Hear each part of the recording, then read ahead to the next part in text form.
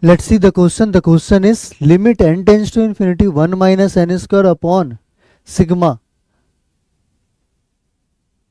r equals to 1 to n.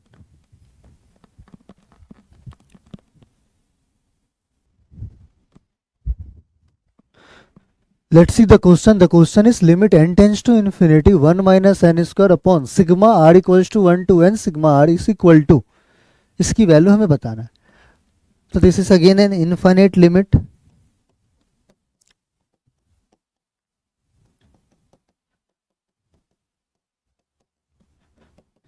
और साथ के साथ फॉर्मूला क्या यूज हो रहा है, sum of first n natural numbers.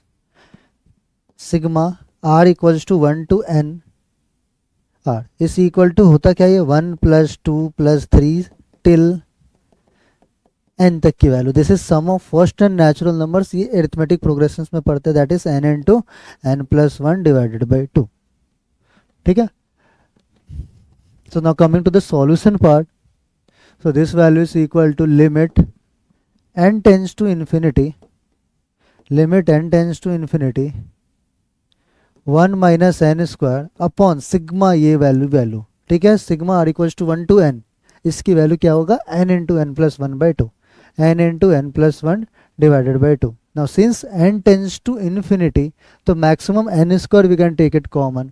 तो this is equal to limit n tends to infinity, n square common ले लिया तो ये हो गया हमारे पास 1 minus 1 by N square minus 1 divided by n square common ले लिया यहाँ से भी, डिनोमिनेटर से भी.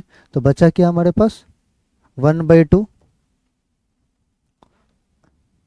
Plus 1 by 2n.